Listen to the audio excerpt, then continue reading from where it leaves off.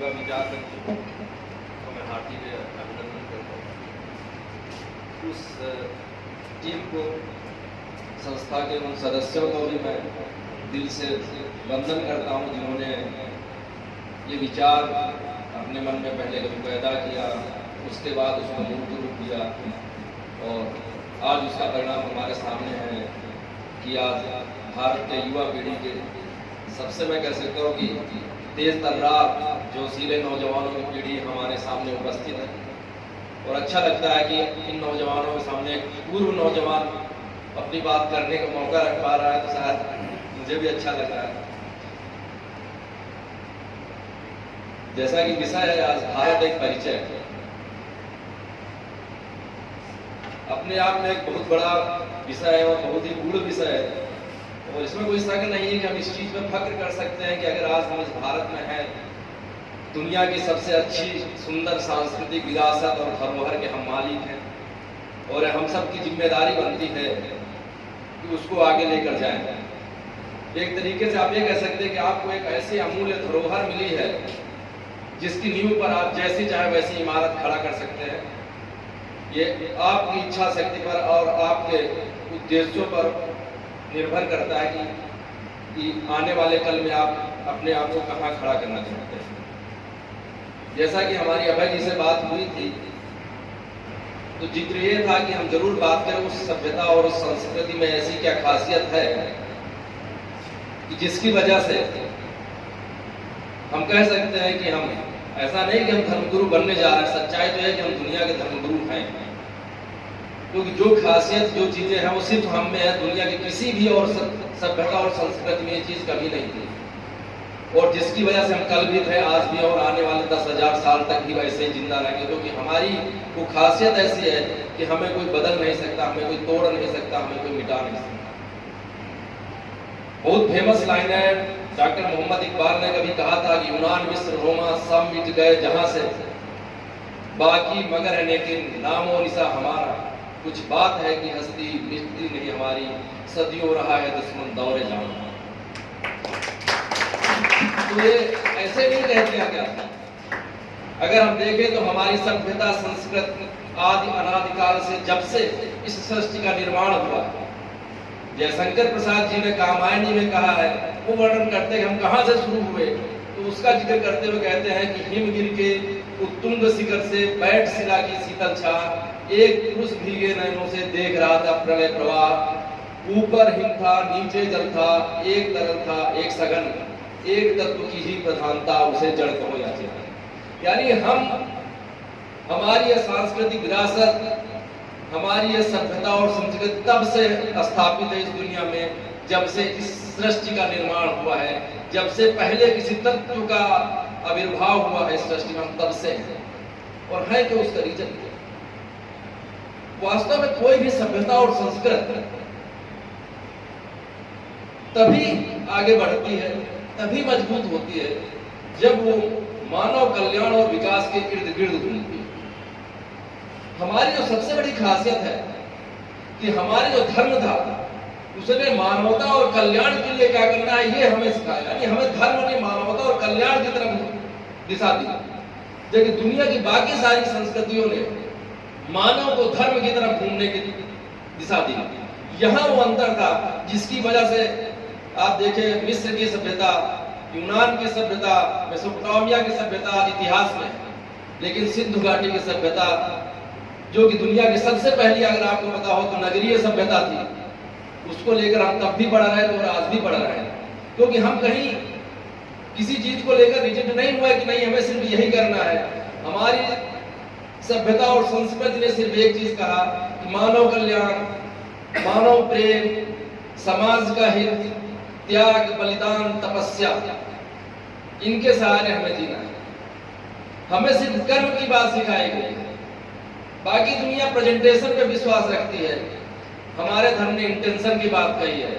हमको सिखाया गया है कि आपकी भावनाएं पवित्र होनी चाहिए, आपके भाव विशुद्ध होने चाहिए, आपका कल्याण जरूर होगा। लेकिन दूसरी दुनिया ने क्या सिखाया कि आप अंदर से कुछ भी रहे लेकिन आपका प्रेजेंटेशन होना चाहिए, क्योंकि प्रेजेंटेशन ही दिखाई देता है। तो ये वो अंतर था जिसकी वजह से हमने दुनिया को हर मौके पर साबित करके दिखाया, चाहे विवेकानंद जी का शिकागो का भाषण रहा हो या हमारे बहुत सारे मनीषियों, ऋषियों, मुनियों की अपनी सोच, अपनी सभ्यता और उनके लिखे हुए ग्रंथ हैं जो बताते हैं कि हमें किस दिशा में कैसे अपने आप को आगे लेकर जाना है। दूसरी सबसे बड़ी खास बात है जिसको हम ध्यान से देख सकते हैं कि ऐसा क्या था कि हम रामायण काल से महाभारत काल से आज तक ही अपनी परंपराओं को जिंदा किए हुए। उसकी सबसे बड़ी खास बात थी कि अगर आप ध्यान से देखें तो जरूर हमारे इतिहास में राजतंत्र की व्यवस्था रही हो, लेकिन उसकी चाबी, उसका नियंत्रण हमेशा किसी न किसी मुनि या मनीषियों के पास था। अगर हम बात करें रामायण से शुरू करते हैं तो राजा दशरथ राजा जरूर थे, लेकिन वशिष्ठ उनके यहाँ पर बताते थे कि क्या परंपराएं होनी चाहिए, कैसे समाज को चलाना है, क्या सामाजिक जिम्मेदारी है और क्या आपकी जो है धार्मिक जिम्मेदारी है। जितने बड़े भी राजा भगवान राम के पिता थे, लेकिन जब विश्वामित्र अपने समाज कल्याण, जन कल्याण के लिए उनके पुत्रों को मांगने आते हैं, न चाहते हुए भी वो उन पुत्रों को उस कल्याण के लिए समर्पित कर देते हैं। ये वो भावना थी जहां पर हमारे किसी राजा को यह नहीं सिखाएगा कि आपका पुत्र जो है विलासितापूर्ण जीवन में जिएगा। ये कभी हमारी परंपरा नहीं रही है और आज भी यही वो चीज है जो हमको आगे लेके जाते हैं, क्योंकि हम यूथ मिट्टी पर रगड़ कर चलना सीखते हैं, फिर आगे बढ़ते हैं और अपने सपने बुनते हैं और उन सपनों को ले कर्म करते हैं और उन कर्म के सहारे उनको हकीकत में बदलते हैं। यही वो खासियत है। जबकि दूसरे सभ्यताओं और संस्कृतियों में राजा अपने आप में एक भगवान होता है, जो कि यहाँ नहीं। अगर हम बात करें एक आस्था, एक विश्वास, एक गुरुकुल प्रणाली, आपको पता होगा कि हर कोई जानता है कि भगवान राम अपने आप में सक्षम थे। स्वयंवर होता है, वहां भी वो भी जाते हैं और आपको पता है कि हर कोई कोशिश करता है, भूप साहस रस एक ही बारा लगे उठावन करे नकारा, यानी कि उस शिव को, धनुष को कोई नहीं तोड़ पा रहा। भगवान राम भी करते थे। राजा दशरथ को लगा, उनको गुस्सा भी आया, उन्होंने चैलेंज किया कि मुझे लगता है कि अब धरती ही वीरों से खाली है, वीर विहीन मही मैं जानी। लक्ष्मण जी को क्रोध आता, युवा जोश था, लेकिन जोश के बाद भी उन्हें इस चीज याद थी कि हम किसी कार्य को तभी कर सकते हैं जब हमारे गुरु उसको आदेश करते हैं। तो बड़ी बात था। और उससे बड़ी बात थी कि भगवान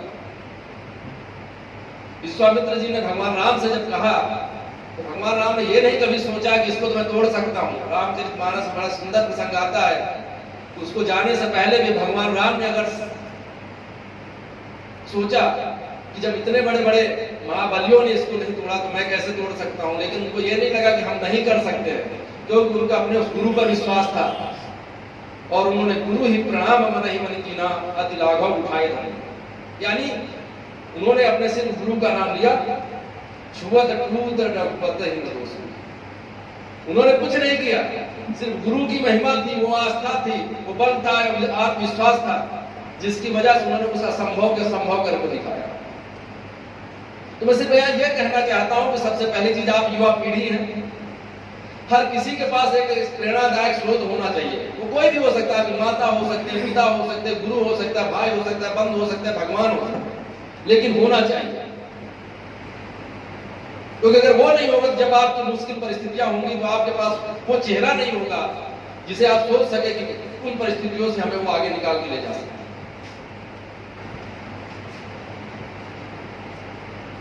मनोहर राणा की बड़ी प्यारी लाइन है कि जब भी कभी कश्ती मेरी मझधार में आ जाती है, माँ मेरी हंसती हुई मेरे ख्वाब में आ जाती है। तो अगर आपको अपनी माँ पे आस्था है तो आप माँ पे आस्था, अगर आपको अपने पिता पर है तो पिता पर आस्था, अगर आपको गुरु पर, लेकिन होना चाहिए, क्योंकि हरदम संशय आपको कमजोर करता है। याद हमारा इतिहास, हमारा परंपराएं एक से एक उदाहरणों से भरी पड़ी आप देख सकते। और सबसे बड़ी बात क्या थी, हमारी सभ्यता संस्कृति ने एक चीज जो सिखाया कि आपको हरदम सत्य और न्याय के साथ खड़ा रहना है। अगर बात अन्याय के खिलाफ है तो आप बोलिए, क्योंकि वहां पर आपको चुप रहना एक घोर पाप।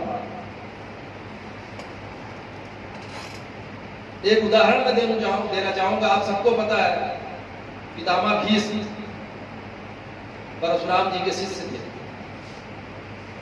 अपनी कुछ राज परंपराओं के चलते उन्होंने किसी की शादियां कराने के लिए 2 बालिकाओं का अपहरण किया और किसी वजह से वो शादी एग्जीक्यूट नहीं हो पाई। उन दोनों ने परशुराम जी से शिकायत की कि प्रभु ये घोर अन्याय हुआ है और पितामह भीष्म अपने बल और ताकत की वजह से मेरे साथ ऐसा अन्याय किया। परशुराम जी ने खुद भीष्म जी से बात की। जब वो नहीं माने तो युद्ध तक की बात आ गई। तो मैं सिर्फ ये कहना चाहता हूं कि रिश्ते महत्वपूर्ण हैं, लेकिन हमारी सभ्यता और संस्कृति ने यह बताया कि रिश्तों के सहारे और रिश्तों का हवाला देते हुए आप अन्याय के साथ नहीं दे सकते।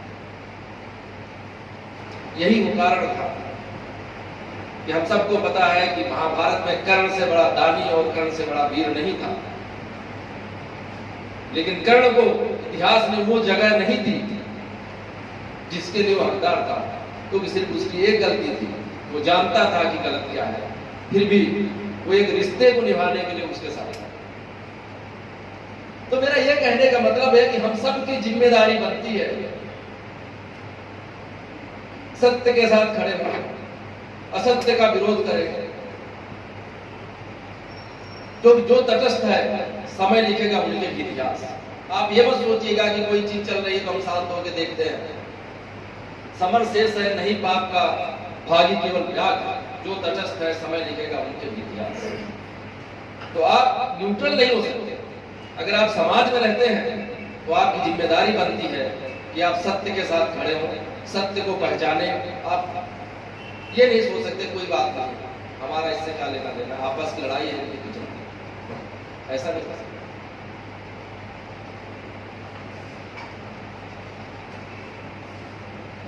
आपको याद होगा, और तब भी था और आज भी है मेरी समझ से, महाभारत के भी युद्ध में जब द्रोणाचार्य का द्रुपद अपमान करते हैं तो द्रोणाचार्य ने किसी सेना या राज दरबार में जाके सहायता नहीं मांगी। उनको भरोसा था कि हम अपने नेतृत्व से, अपने ज्ञान से ऐसे योद्धा, ऐसे नायक खड़े कर सकते हैं जो द्रुपद जैसी अपराजित सेना को पराजित कर सकते। और आपको याद होगा कि उसके बाद में उन्होंने पांडवों को शिक्षा दिया। यही वो कारण था कि उन्होंने पांडवों को शिक्षा दिया और उसके बाद में उन्हीं के शिष्यों ने द्रुपद को बांध कर द्रोणाचार्य के चरणों में डाला। सिर्फ पौराणिक इतिहास में, वर्तमान भी अगर हम देखें, जब घनानंद ने चाणक्य का अपमान किया तो उन्होंने कहा था कि मैं सम्मान का बदला दूंगा। और फिर वो किसी दरबार में इस चीज के लिए नहीं कहते कि साहब मेरा तो अपमान हो गया, आप हमारे साथ चलिए। उन्हें अपने कौशल पर, अपने निर्देशन पर, उन्हें अपने ज्ञान पर इतना विश्वास था कि हम ऐसे सैनिक, ऐसे नायक, ऐसे महानायक खड़े कर सकते हैं जो इस भारत को नई राजनीतिक दिशा और दृष्टि दे सकते हैं।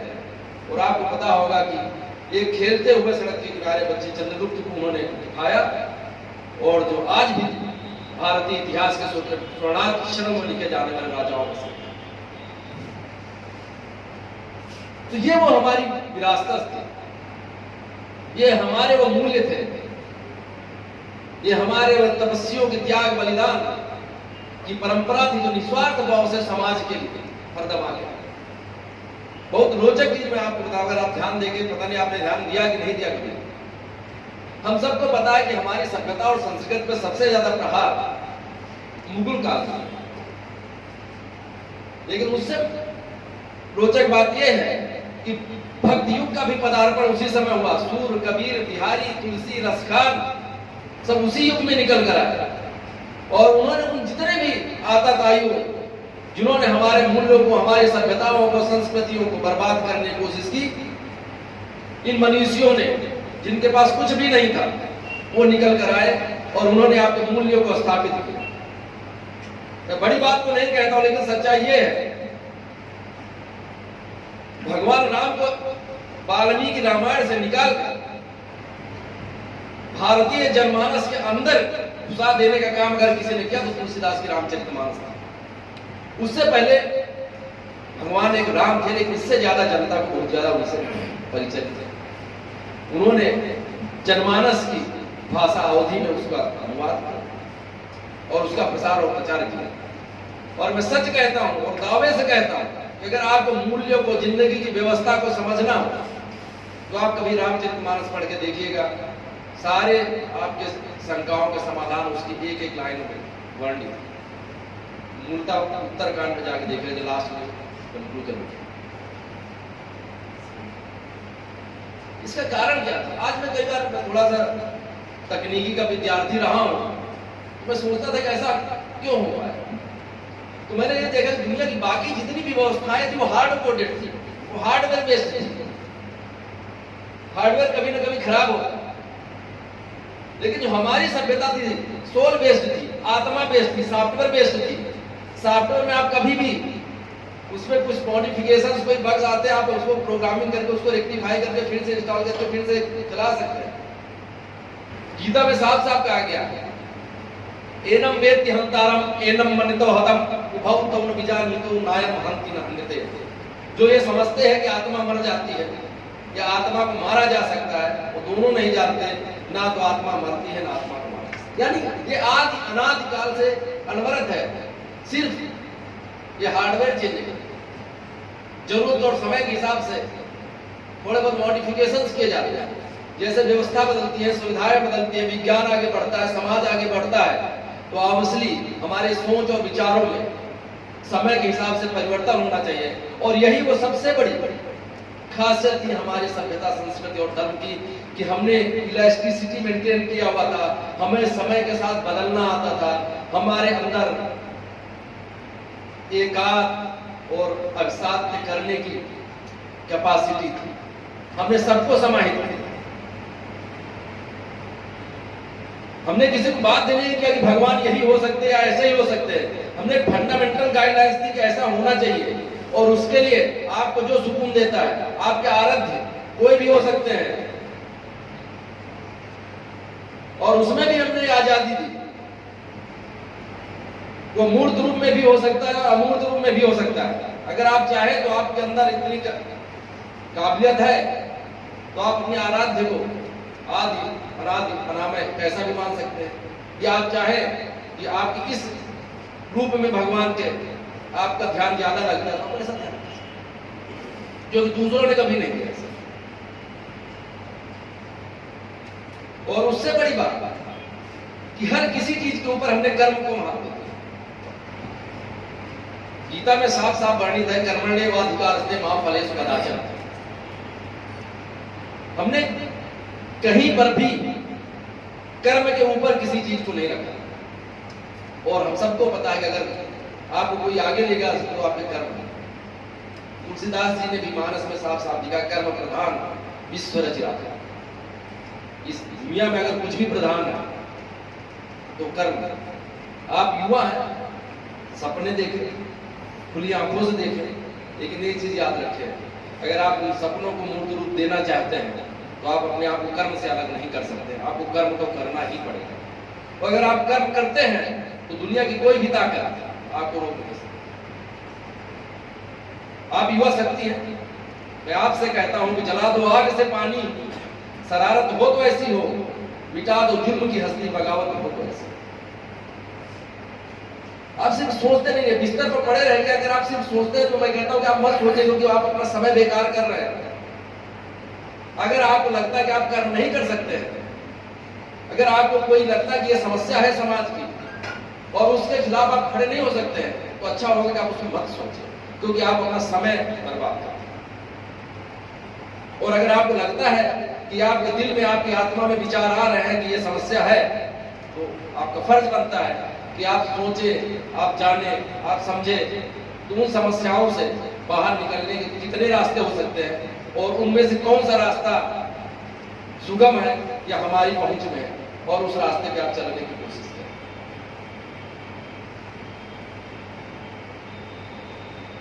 ऐसा कभी नहीं होता, कई बार होता है और समाज ने ऐसा हमारे अंदर एक विचार पैदा कर दिया कि अगर आपके पास सुविधाएं नहीं हो सकती हैं तो आप सफलता नहीं पा सकते। मैं ये नहीं कह सकता हूँ, कहता हूँ कि 100% गलत है, लेकिन मैं ये भी नहीं कहता हूँ कि 100% सच है। ऐसे हजारों उदाहरण हैं जो साबित करते हैं कि जिंदगी में आभाओं के बीच जीते हुए उन्होंने शीर्षस्थ को प्राप्त किया। इसलिए अगर आपके पास सुविधाएं है बहुत अच्छी बात है, वो नहीं है तो आप समझिए कि आप और अच्छा हीरा तब के निकलने वाले हैं, आप बजाइए। हमारे इतिहास में वर्णन आता है कि पृथ्वीराज चौहान को बंदी बनाने के बाद में उनको और उनका जो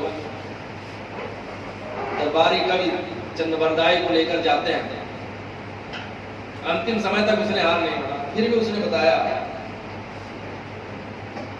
कैसे क्या खास बात है आपके महाराजा में जो मुझ में नहीं है, जो आप लोग इसका गुणगान करते हैं। उसने बोला सारे दुनिया के अकेले ऐसे शासक हैं जो शब्दवेदी मार सकते हैं, आपकी आवाज पर निशाना मार सकते हैं। उसे इतना विश्वास नहीं हुआ। बोला कोई बात नहीं, हम भी देखते हैं। उसने एक दूरी पर पूरा इंतजाम किया, बोला कि वहां से आवाज देंगे और आपके राजा यहाँ से अपना कौशल का प्रदर्शन करे। इतना एग्जैक्ट कैलकुलेशन था जो उनकी आंखों को दिखाई नहीं दे रहा था, युद्ध में जा चुकी थी।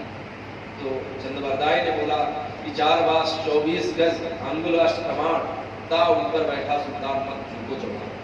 यानी मैं कहना यह चाहता हूं कि हम उस परंपरा से हैं जिसमें पृथ्वीराज चौहान आते हैं, हम उस परंपरा से हैं जिसमें महाराणा सांगा आते हैं, जिनके बारे में कहते हैं 80 घाव लगे थे तन में फिर भी व्यथा नहीं थी मन में।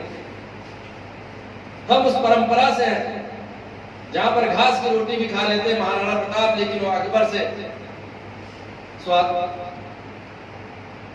के शासन को स्वीकार नहीं करते हैं। हम उस भामाशाह अदानी की परंपरा से हैं जिसे देश और समाज की रक्षा के लिए अपना सर्वस्व दान कर देता है। जब इतनी मजबूत, इतनी अमीर परंपराओं के साथ हम पैदा हुए हैं तो सवाल ही नहीं उठता कि हम अपने जीवन के लक्ष्य को न पा सकें। बशर्ते आप अपनी सभ्यता, संस्कृति और धरोहर को पहचाने, समझे और उसके साथ आगे बढ़ने की कोशिश करें, क्योंकि वो आपको विरासत में मिला हुआ है जिसकी वैल्यू आप समझ नहीं पाते। आपको लगता है कि हमारे पास कुछ नहीं, क्योंकि आपको लगता है कि ना तो हमको विरासत में धन मिला है, ना जमीन मिली है, नहीं। बस ये सब कुछ नहीं होता, आपको विरासत में ऐसे संस्कार मिले हैं, आपको विरासत में ऐसे विचार मिले हैं, जब आप उनके दम पर किसी भी साम्राज्य, किसी भी संगठन की नींव डाल सकते हैं और आप अपने उद्देश्य आगे ले जा सकते हैं। ऐसा नहीं कि सिर्फ ये बात हम कहते हैं, भारतीय कहते हैं। दुनिया के अगर लिटरेचर्स के अंदर आप जाएंगे तो आप देखेंगे बहुत बार ऐसा इस चीज को वर्णन आता है जिसमें हर किसी ने माना है कि मानवता कल्याण समाज के लिए जो सभ्यता और संस्कृति दुनिया की सबसे अच्छी है वो भारत में। आप मैक्स मुलर को पढ़िए, वेस्टर्न माइंडसेट का था, लेकिन उसने भी इस चीज को माना कि भारतीय सभ्यता संस्कृति में वो खासियत है जो उसको जिंदा रखे हुए। और ऐसा भी आपको जिक्र मिल जाएगा कि अगर आप भारतीय सभ्यता और संस्कृति इस देश को खत्म करना चाहते हो, सबसे पहले उसकी विरासत को, उसके विचारों को, उसकी उस संस्कृति को मिटाना पड़ेगा जिसकी वजह से जिंदा। सच्चाई है कि हम ये चीज सब कुछ समझते हैं, लेकिन दुर्भाग्य ये है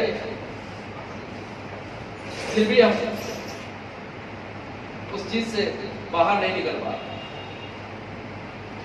पर कोई नहीं, आपको घर पर पढ़ने से कोई नहीं रोकता। हो सकता है आपका स्कूल उन चीजों को मत पढ़ाता हो सकता है कि आपको जरूरतें हैं, जो शिक्षा के तरीके हैं, उनमें उन चीजों की जरूरत ना हो, लेकिन आपको कोई घर पर पढ़ने से नहीं रोकता, क्योंकि वो चीज होगी जो आपको दुनिया में अलग करके रखेगी, जो आपको भीड़ से बाहर रखेगी। आपके अंदर वो विचार, वो भाव होना चाहिए, क्योंकि आप युवा हैं। कि जो होता है वो होने दो, ये पौरुषहीन कथन है, जो हम चाहेंगे वो होगा। इन शब्दों में जीवन है। अगर आप नहीं कर सकते तो फिर कौन कर सकते? आप अपने आप को पहचाने, आप अपनी शक्ति को पहचाने, आप अपनी ऊर्जा को पहचाने, आप अपने उद्देश्य को पहचाने और आप उस रास्ते का तलाश करें कि कैसे उस ऊर्जा, उस आवेग, उस बल, उस चिंतन के साथ हम उस उद्देश्य तक पहुंच सकते हैं। ये चीजें आपकी जिंदगी में जरूर परिवर्तन लेकर आएंगे और दावे से कह सकता हूं कुछ हो ना हो, लेकिन कोई भी नकारात्मक शक्ति आपको छू नहीं सकती। अगर आप अपने संस्कार, सभ्यता और संस्कृति के साथ बनकर चलेंगे, कुछ हो ना हो, आपको कोई नकारात्मक ऊर्जा, कोई नकारात्मक शक्ति आपको छू नहीं सकती। और आप देखेंगे कि बहुत कुछ ज्ञान होने के बावजूद भी, बड़ी डिग्री और बहुत पोस्ट और पैसा होने के बावजूद भी आपको ऐसे उदाहरण मिल जाएंगे आपके आसपास कि लोग अवसाद में आत्महत्या तक कर लेते हैं। कोई कमी आपको नजर नहीं आएगी, आपको लगेगा इतना कुछ होते हुए अगर मेरे पास होता तो हमको चमत्कार कर देते। ऐसा वो क्यों नहीं? क्योंकि उसके साथ एक समस्या है, उसने सब कुछ सीखा, लेकिन उस शिक्षा के साथ साथ में उसने पाश्चात्य सभ्यता और संस्कृति को सीखा। उसने भारतीय सभ्यता, संस्कृत, संस्कार को जानने और समझने की कोशिश नहीं की। उसने ये नहीं सीखा कि बिना कुछ होते हुए भी कैसे असीम आनंद का अनुभव किया जा सकता है। इसने वो जानने की कोशिश नहीं की। इसने वो नहीं सीखा कि सिर्फ एक चावल के खाने से ही सभी का पेट भी भरा जा सकता है, उस सभ्यता और संस्कृति से। उसने ये नहीं सीखा। अगर उसने ये सीखा होता तो उसको ये चीज करने की जरूरत नहीं पड़ती। इसलिए मैं कहता हूं, आप युवाओं से मेरा अनुरोध है कि आपको जो भी टाइम मिले, आधा घंटा हो सके, लेकिन आप अपने सांस्कृतिक विरासत को जरूर पढ़ें, जरूर समझें। दावा करता हूं आपको जोश आएगा, आपको खो जाएगा, आपको लगेगा कि जो हमारे पूर्ववर्ती नायक थे उनसे कहीं हम बेहतर जिंदगी जी रहे हैं, उनसे ज्यादा कहीं अच्छे हम साधन रख रहे हैं, और अगर वो कर सकते थे तो हम क्यों नहीं कर सकते? लेकिन उसके लिए आपको पढ़ना, आप उनकी जीवनी पढ़ें। आप ये मान लीजिए हो सकता है कि जो इतिहास में लिखा गया वो काल्पनिक हो, उसको भी मान लीजिए, लेकिन ऐसा हो सकता है ये पढ़ने मात्र से ही आपके अंदर जो है सकारात्मक ऊर्जा का संचार होगा। और भारत की यही खासियत है, इस चीज को जानना बहुत जरूरी है। हम उस देश से हैं, जरूरत पड़ी तो हमने शेरों के दांत भी गिने। ये आप क्यों नहीं समझते? आप उस परंपरा से, और जब आप उस परंपरा से हैं, प्रॉब्लम क्या है, आपकी समस्या क्या है कि आप सिर्फ अपने जब पीछे की तरफ देखते हैं ना, सिर्फ आप अपने परिवार को, अपने मम्मी पापा बाबा तक देखते हैं। ठीक, अगर हमारा परिवार मजबूत है तो गौरवान्वित महसूस करते हैं, ताकतवर महसूस करते हैं, और अगर वो कमजोर है, लेकिन सिर्फ वही थोड़े तुम्हारी परंपरा तुम्हारे काल से चली आ रही है। आप उससे पीछे भी मुड़कर देखिए, आपको उदाहरण मिल जाएंगे, वो भी आपके परिवार के। और अगर वो कर सकते हैं तो क्यों नहीं कर सकते आप?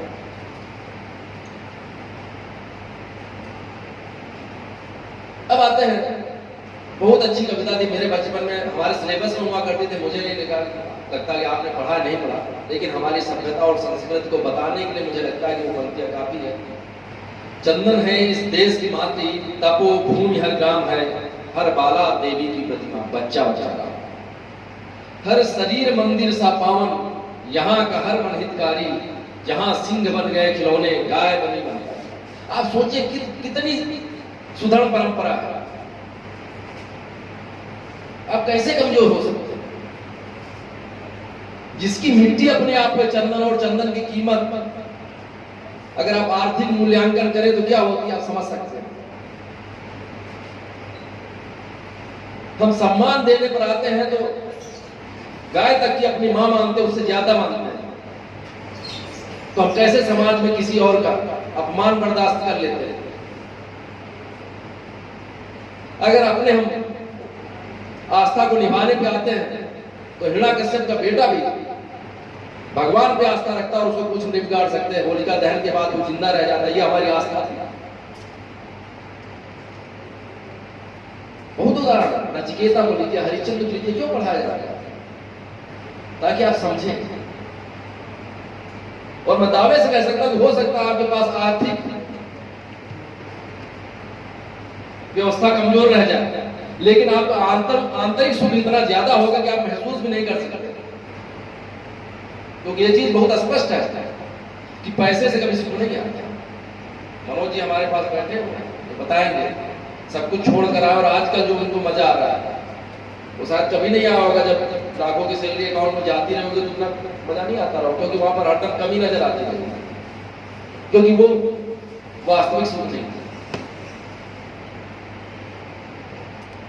इस दुनिया में सबसे पहले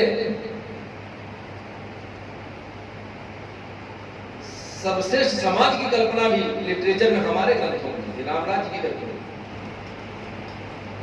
साफ साफ सब न रही परस्पर प्रीति, सबका एक दूसरे से प्यार था। आजकल बड़ी सारी बुराइयां किसी वजह से हमारे समाज में आ गई हैं, और उनको लेकर राजनीति भी होती है, उनको लेकर हमारे विरोधी जो सभ्यता के खिलाफ जो है वो लोग फायदा भी उठाते हैं। पर सच्चाई ये है कि हमारी ग्रंथों में, हमारी सभ्यता में, हमारी संस्कृति में कहीं भी किसी भी तरीके का कोई विद्वेष था ही नहीं। अब पूरा लिटरेचर उठा के मैं दावा करता हूं कहीं पर आप रिकॉर्ड ऐसा कुछ मिलेगा ही नहीं।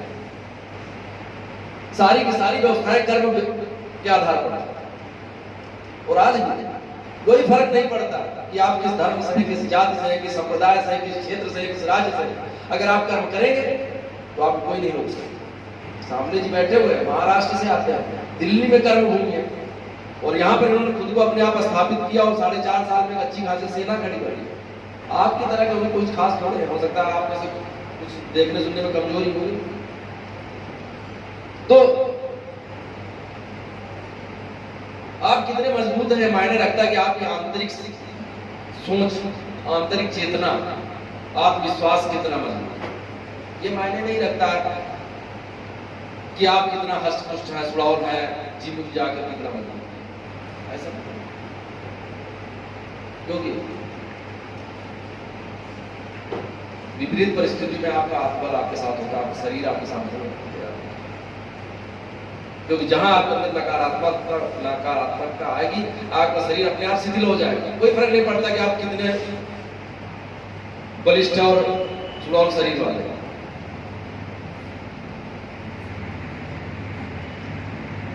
इसलिए आपको ये चीजें समझने के लिए आप अपने सभ्यता और संस्कृति को लौटे। और मैंने पहले भी कहा किसी भी चीज की, कहीं भी किसी भी तरीके की मनाही हमारे सभ्यता और संस्कृति ने कि आत्मसात्व की भावना हमारी सबसे बड़ी खासियत है। हमने हर किसी को धारण किया, हमने हर किसी को पचा लिया। जितनी भी सभ्यता संस्कृतियां आई और हमारे अंदर समाहित होती चली गई, और हमने सबको शामिल कर लिया। क्यों? क्योंकि हमने जो एक धर्म का प्रारूप दिया था, हमारी सभ्यता संस्कृति जो प्रारूप है वो डायनेमिक है, स्टैटिक नहीं है। और जब डायनेमिक होता है, जो सॉफ्टवेयर लोग समझते हैं, उसके अंदर डायनेमिक होने को, मॉडल होने का सबसे अच्छा फीचर होता है कि आप जरूरत के हिसाब से बहुत आसानी से उसको बदल सकते हैं। और बहुत बार समय के हिसाब से ऐसी चीजों को हमने धारण किया जो हमारी नहीं थी, और परिस्थितियों को बदलते हैं उनको हमने फेंक कर बाहर कर दिया। ये जो सबसे बड़ी खासियत है, ऐसा ही होना चाहिए ऐसा नहीं है। क्या न्यायोचित है, क्या समाज के लिए जरूरी है, क्या मानव हित के लिए जरूरी है, क्या समाज कल्याण के लिए जरूरी है, हमने उन बातों पर ध्यान दिया। हमने ये नहीं बताया कि यही कीजिए, हमने कहा कि ये करने के लिए आप जो भी कर सकते हो सब कुछ जायज।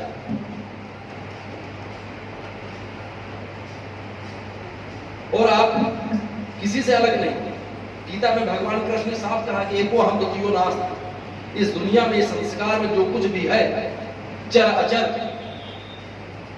जीव जंतु, सब कुछ मेरा ही अंश है।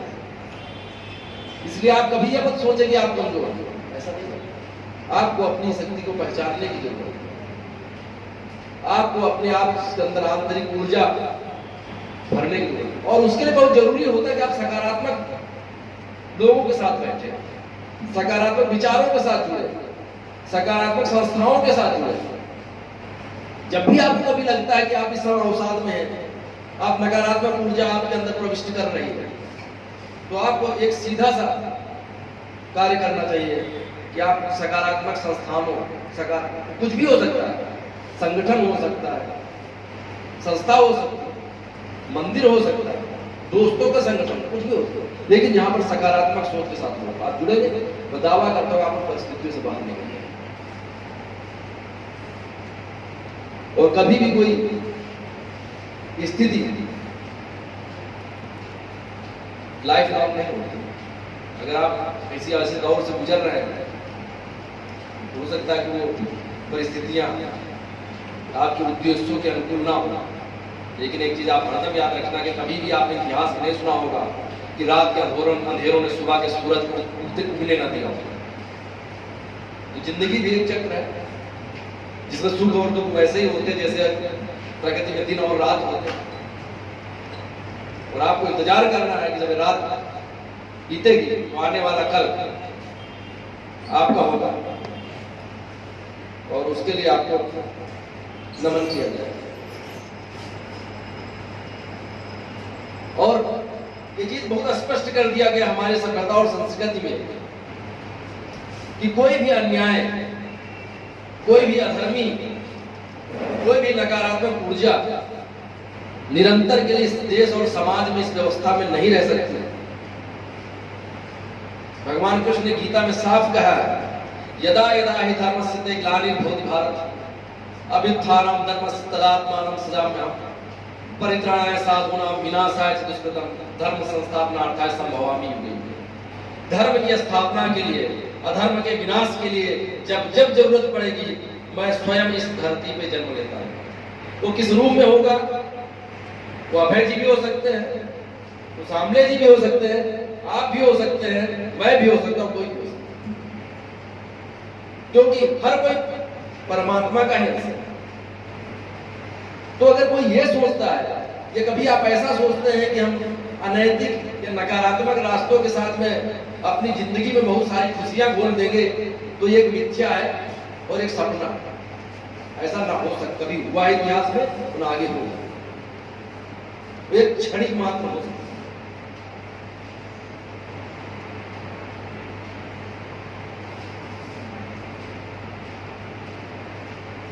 युवाओं के साथ में कई बार ये रहता है आजकल जैसे आओ कि वो बहुत फैमिली सेंट्रिक हो गए, बट मेरा मानना है कि अगर समाज बढ़ेगा, समाज मजबूत होगा, देश मजबूत होगा, परिवार तो उसी का हिस्सा है। तो ऐसा कैसे हो सकता है कि अगर आपका समाज मजबूत है, देश मजबूत है, पड़ोसी मजबूत है, मोहल्ला मजबूत है, सड़क अगर, तो आप कैसे कमजोर रह सकते हैं? अगर सड़क की गली आपके साथ मोहल्ले से निकलेगी तो ऑब्वियस सी बात आपके लिए। तो आप थोड़ा सोच के दायरे को बढ़ाएं। तब मैं तो ये कहूंगा कि बड़े कवि ने लिखा कि इस मेहनत के दुनिया में जब अपना हिस्सा मांगेंगे, एक बाघ नहीं, एक देश नहीं, सारी दुनिया मांगेंगे। हमारी ये सोच है, हमारी ये परिकल्पना है। हमने कभी गांव, देश, समाज इस टुकड़ों में सोचा ही नहीं। यही वो सभ्यता और संस्कृति जिसकी वजह से आज हम जिंदा हैं। तो हमें कौन मिटा सकता है जब सारी दुनिया ही हमारी है? हमसे कौन क्या चीज? हम दुनिया के किसी भी कोने में रहे, हम अपने घर में, अपनी सभ्यता में, अपनी संस्कृति में, और इसमें आपको गर्व करना चाहिए। तो किसी एक की दी हुई नहीं है, हमारी ये हजारों साल में हजारों ऋषियों मनीषियों द्वारा महसूस करने के बाद, अनुभव करने के बाद, अध्ययन करने के बाद ये चीजें लिखी गई। ऐसा नहीं कोई XYZ आया और लिख के चला गया भाई आप ऐसा करना है तभी आप चल पाएंगे, ऐसा इसका कोई मालिक नहीं। ये हजारों साल की व्यवस्थाओं और उसके निचोड़ और उसके अनुभवों के बाद पैदा हुई ये संस्कृति, और इसीलिए चिरायु है, निरंतर है, सनातन है। तो कौन मना कर देगा कि किसी लोक कल्याण की भावना नहीं होनी चाहिए? कोई नहीं। इसलिए ऐसा कुछ हमने रखा नहीं, हमने तो एक ओपन सोर्स प्लेटफॉर्म दिया है। आप इतिहास उठाकर देख लीजिए, जितने धर्मों का प्रादुर्भाव हुआ हमारे ओपन सोर्स प्लेटफॉर्म कोई कस्टमाइज करके हो गया, कुछ भी नया निकल कर ऐसा इसी में मिलेगा। तो ये चीजें बहुत महत्वपूर्ण, आप अपने आप, और मैं कहता हूं कि जब भी जहां भी बैठते हैं, उठते हैं, पढ़ते हैं, तो आप अपने सामने 2-4 सकारात्मक लाइनें लिख कर रखें। उनको दिन में 2-4 बार आपकी आंखों के सामने से गुजरनी चाहिए, आपको प्रेरणा देगी। कम से कम मेरा जिंदगी का व्यक्तिगत अनुभव ये है। और मैं आशा करता हूं कि आपके भी साथ ऐसा जरूर होगा कि अगर आप उन चीजों को महसूस करते हैं, उन चीजों को करते हैं। और संगठन, समाज, देश, व्यवस्था, सभ्यता, संस्कार, संस्कृति और विश्व, इस सब की जिम्मेदारी हम सब की बराबर है। आप ये नहीं सोच सकते सरकार की जिम्मेदारी है, ये किसी XYZ की जिम्मेदारी है। ये हम सब का अपना, और हम सब इसके लिए बराबर जिम्मेदार हैं। और आपके अंदर ये भावना होनी चाहिए। और कभी ये मत सोचना कि हम ये काम कर सकते हैं, कर नहीं सकते हैं। मैंने कहा कि आपके अंदर सिर्फ एक लालसा होनी चाहिए, और अगर अंदर आपके अंदर वो लालसा है तो आपके पास अपने आप रास्ते जरूर बन जाएंगे। तुलसीदास जी ने रामचरितमानस में लिखा है कि जाकी रही भावना जैसी, प्रभु मूरत देखी दिल तैसी। भगवान की प्रवृत्ति वैसे ही जैसे जल की होगी। आप जिस पात्र में उसे धारण करेंगे उसका आकार वैसा ही हो जाएगा। तो आप जिस रूप में, जिस स्वरूप में, साकार, निराकार, जिस रूप में धारण करना चाहें, जिससे आपकी आस्था बनती है, आपको विश्वास पैदा होता है, आप उसको लेकिन करना है। क्यों गुरु को महत्ता दी गई? एकलव्य को भी क्यों ऐसा लगा कि गुरु होना ही चाहिए? मैंने पहले भी बताया, बेसिकली गुरु मीन्स एक ऐसा शख्स, एक चेहरा, एक ऐसी शख्सियत आपके दिल और दिमाग में जरूर होनी चाहिए जो आपको यह एहसास दिला सके कि जब भी आप पूरे दौर से गुजर रहे हैं, जब भी आप अपने पथ से विमुख हो रहे हैं, जब भी आप अपने उद्देश्य से विरक्त हो रहे हैं, तो वो एक शख्सियत है, वो कुछ भी हो जो आप अपने गंतव्य तक ले जा सकती है और आपको उस नकारात्मक दौर से निकाल के सकारात्मक दौर में रख सकती है।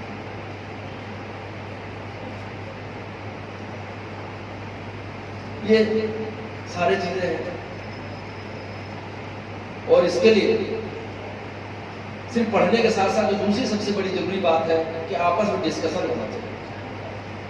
तुलसीदास ने लिखा है, बिनु सत्संग विवेक न। आपने पढ़ लिया, लेकिन पढ़ने के बाद उसका कंक्लूजन क्या है वो आपस में डिस्कशन से निकल गया। एग्जैक्टली, क्योंकि एक चीज आपको बता दूं, बहुत बार लोग कहते हैं कि नहीं नहीं देखो यहाँ तो ऐसा लिख दिया और इसका मतलब ऐसा है। आपको मैं बताऊंगा, गद्य में भाषा मायने रखती है और पद्य में भाव मायने रखती है। जब आप कुछ लिखा गया है तो आपको ये देखना है कि बेसिकली उसका भावार्थ कहना क्या चाहता है, वो चीज बहुत जरूरी है। जब भी कहीं ऐसा लगता है आपको, तो आप सकारात्मक सोच के लोगों के साथ मिले, बैठे, उठे, सुने और उनसे वार्तालाप करें। आपको जरूर निकल कर आएगा कि अगर कोई चीज हमारी सभ्यता संस्कृति में स्थापित है तो उसके पीछे कोई न कोई सकारात्मक कारण जुड़ा होगा। तो कोई भी नकारात्मक कारण, कोई भी नकारात्मक ऊर्जा, मैंने पहले भी कहा कि बहुत लंबे समय तक समाज में स्थापित नहीं रह सकती है। और अगर कुछ स्थापित है तो उसके पीछे कोई न कोई वैज्ञानिक कारण है। दूसरी सबसे महत्वपूर्ण बात, जिसमें आज की तारीख में हम जरूर दुनिया में पिछड़ रहे हैं, लेकिन हमारी सभ्यता संस्कृति वो दुनिया की पहली सभ्यता संस्कृति जो साइंटिफिक और लॉजिक्स के बेस्ड। ऐसा नहीं था कि कुछ भी कैसे लिख दिया ऐसा होता वैसा होता, हर चीज जस्टिफाइड थी। आप चाहे खगोल शास्त्र की बात कर ले, चाहे आप मैथमेटिक्स की बात कर ले, चाहे आप पढ़ा होगा पौधान पाइथागोरस से लेके सारी चीजें थी। हमारे मनुष्यों उस समय की थी जब लोग ये सोच भी नहीं सकते थे। इवन आपको मैं बता दूं कि अंग्रेजों के जब भारत अंग्रेज में आए, हिंदुस्तान उस समय उनके द्वारा शासित सभ्यता संस्कृति का सबसे अमीर देश था। हाँ, रिकॉर्ड ऐसा नहीं कि मैं भावनाओं में बात कर रहा हूं। अंग्रेजों के बारे में, जिनके बारे में कहते हैं कि उनके शासन में कभी सूर्यास्त नहीं होता था, उस शासन की जो सबसे अमीर सभ्यता और संस्कृति दुनिया में थी वो भारत था। दुर्भाग्य से उन 300 सालों में उन्होंने पाश्चात्य सभ्यता और संस्कृति की जो मार्केटिंग और ब्रांडिंग की, उससे हम बाहर नहीं निकल पाए। ये सच है कि हम सब जानते हैं कि क्यों। लेकिन हम कहीं ना कहीं उन मूल्यों पे, उन रास्तों पे दोबारा लौट कर नहीं जा पाए। तो ये हमारी सबकी सामूहिक जिम्मेदारी है कि हम मूल्यों को उनको पहचाने। तो जो आपकी धरोहर है, आपकी कीमत है, आपकी प्रॉपर्टी है, आप उसे जिंदा करके रखोगे तभी आप अपने आने वाली पीढ़ी को दे पाओगे। अगर आपने नहीं जिंदा करके रखा तो आप उसको आगे नहीं दे पाओगे। ये चीज जरूरी है। आपको लगाओ, हर किसी को अपने रोजी रोटी के लिए, पारिवारिक जिम्मेदारियों के लिए अवश्य बात कुछ ना कुछ करना पड़ता है, हम भी करते हैं। लेकिन शुरू से लेकर आज तक मेरा एक लगाव था कि मुझे समाज के साथ जुड़े रहना है। मैं कोशिश करता हूँ कि चाहे जितना भी जो मेरा क्षेत्र है उसका समाज से बहुत ज्यादा लेना देना नहीं, लेकिन हम कोशिश करते हैं कि उसके बाद जितना समय मिले हम लोगों के साथ मिले, वार्तालाप करें, हम सोचे कैसी वो खासियत क्या थी जिसकी वजह से आज भी दुनिया की हर सभ्यता और संस्कृति हमारी तरफ है, और उन चीजों को अपने वर्ताव में धारण करें। ऐसा नहीं कि सिर्फ पढ़ना। मैंने पहले भी कहा कि अगर आप अपने कर्म में किसी चीज को उतार नहीं सकते हैं तो अच्छा होगा कि आप उन बातों को ना सोचें, क्योंकि उससे आप अपना अमूल्य समय बर्बाद करें। और अगर आप किसी मुद्दे पे, किसी विषय पे सोच रहे हैं तो अच्छा होगा कि आप उस पर कुछ ना कुछ कर्म कर सकें। अपने आप में कहने और सुनने के लिए मेरा ख्याल है कि ये विषय बहुत लंबा है, इसमें जितना चर्चा की जाए बहुत है।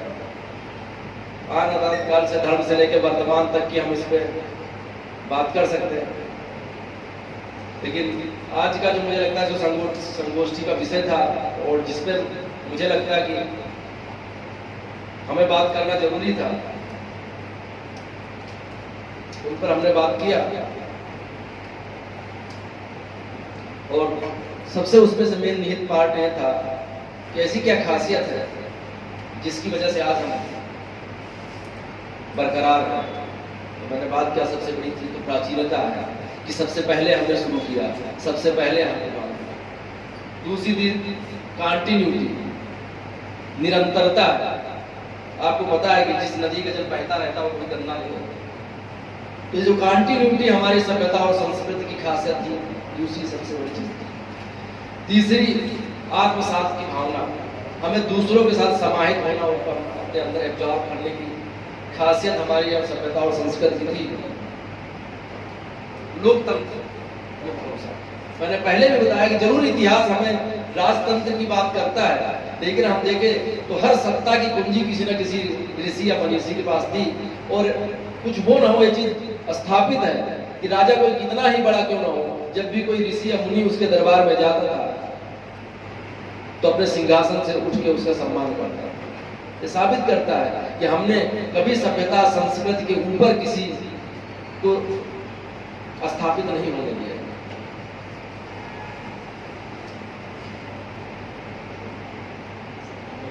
और वही कारण है कि आज भी हम दुनिया के सबसे बड़े लोकतंत्र में से एक होने का गर्व कर सकते हैं, और ये होना भी चाहिए। इसीलिए आप हरदम अपने मन को इस चीज से रखें कि जो खासियत लोकतंत्र में हो सकती है, जो खुशी समाज कल्याण में हो सकती है, वो आपको कभी किसी और तरीके से नहीं मिल सकती है। तो ठीक है, आप अपनी जॉब पारिवारिक कार्यों के लिए कीजिए, लेकिन आप व्यक्तिगत खुशी के लिए आपको हरदम सामाजिक कार्यों में ही उतरना पड़ेगा। कभी भी आपकी व्यक्तिगत जिंदगी आपको खुशियां नहीं दे सकती, आपकी सामाजिक जिंदगी ही आपको खुशियां दे सकती है। ये स्थापित सत्य है। जिनको पता है बहुत अच्छा है, जिन्हें नहीं पता है उन्हें आने वाले कल में इस चीज का एहसास होगा। तो मैं आज के विषय पर अपने वाणी को इन शब्दों के साथ विराम देता हूं कि आप लोग इसी तरह जुड़ते रहिए, मिलते रहिए। लेकिन एक चीज मैं जरूर कहूंगा, सामाजिक और सांस्कृतिक संगठनों के लिए देश की सबसे बड़ी समस्या कि हमारे अंदर के ना शो ऑफ एक बीमारी छाई है।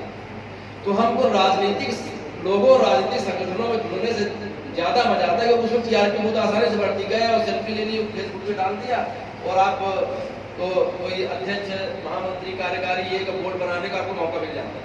जो कि आपके लिए ज्यादा जरूरी होता है, क्योंकि हर कोई अपने आप को साबित करना चाहता है कि इस मोहल्ले को राजा है।